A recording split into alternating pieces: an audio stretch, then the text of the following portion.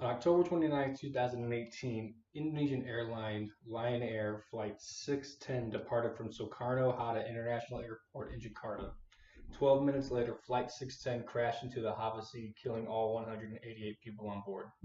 5 months later, on March 10, 2019, Ethiopian Airlines Flight 302 departed from Addis Ababa Bole International Airport.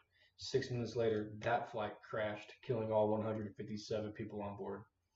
Following this second crash, various airline regulators began grounding all flights from Boeing 737 MAX passenger planes, which is the plane that was involved in both of these accidents. Boeing then released a press statement expressing their regret for the instances and intentions to correct any problems the aircraft may have going forward.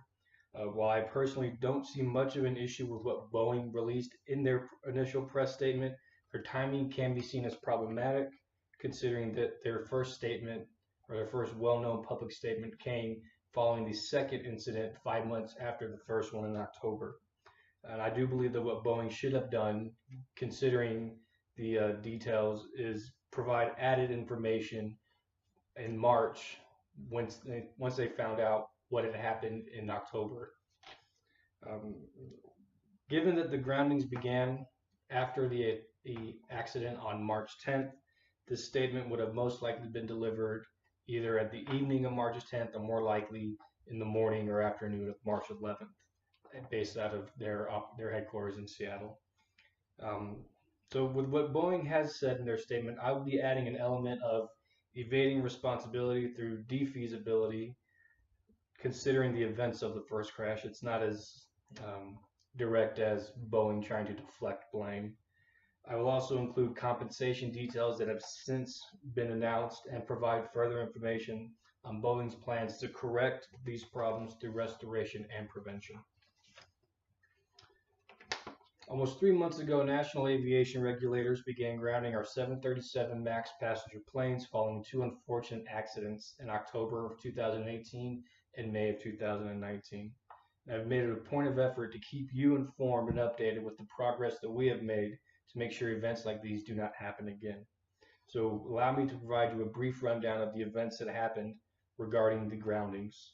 On March 10th, China's Civil Aviation Administration grounded Boeing's 737 MAX passenger planes following an Ethiopian Airlines crash, the second such crash in 5 months.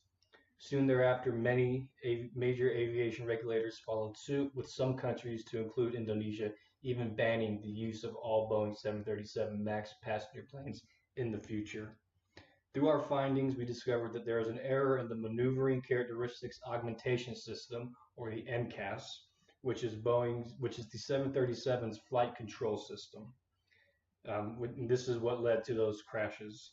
In total, all 737 planes, numbering over 350, have been grounded while we work with airlines and regulators to make sure these problems do not persist in the future. And while we understand the recent public calls for 737 MAX planes to be removed from the skies permanently, we know that that is not the right way forward and caution any such further injections. So, despite what has happened with the 737 MAX, I'm going to explain to you why the right course of action is not to remove the 737 MAX, but to fix the 737 MAX. Uh, Before I get into that, I would want to express our condolences to the families who have been affected by these events over the last 5 or 6 months. Um, we promise you that we at Boeing are sickened by the events and promise to be more proactive in identifying potential problems in the future. We believe the correct way ahead is to fix the problems within our aircraft rather than to remove them entirely. With that, there are over 350 planes, 350 737 MAX airplanes currently in service, and Boeing has another 5,000 planes on order. With the total volume of planes, it seems more reasonable to fix a system once we have identified that that's the problem than it would be to remove over what would be about half of Boeing's fleet. This benefits not only Boeing, but it also benefits the airlines that employ our aircraft. This course of action is also the most expedient, as right now we are currently estimating that all of our existing 737 MAXs will be outfitted with updated MCAS software no later than the end of August of this year. Correcting these system issues are only a part of our efforts to correct these events. Understanding how this affects business, we will be reaching out to airlines to help them through the duration of this retrofitting. And this system update has impacted the ability for airlines to meet the demands of their passengers, ultimately hurting their bottom line. So with that in mind, we stand by, ready to reimburse these airlines, and we are expecting to help them out to the tune of $1.4 billion between now and October to help them make up for their lost revenue. And while we do share a part of the blame involving these incidents, there are actions of the airlines that were not previously discussed that should also be taken into consideration. The investigation following the October 29 crash in Indonesia revealed that Lion Air had not properly serviced their 737 MAX, which had been logged as having mechanical problems. Following the previous day's flight to Jakarta, the flight crew reported issues with the plane to Lion Air. It was then the responsibility of Lion Air to resolve these mechanical issues prior to the next flight. And while this does not absolve Boeing of any wrongdoing, Lion Air's inability to correct previously existing mechanical conditions aided in the suppression of the MCAS system being identified as being faulty, considering we had initially believed that this was an isolated incident.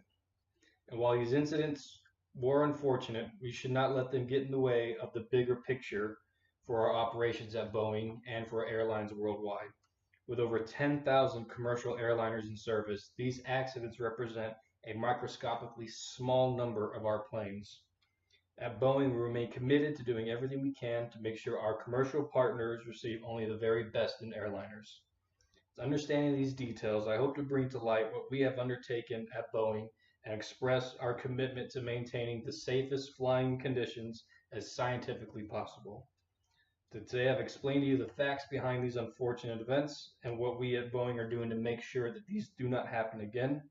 And while initially shocking, I do stand by the reputation of our aircraft as well as their terrific safety record over the years and would hope that our customers do so as well.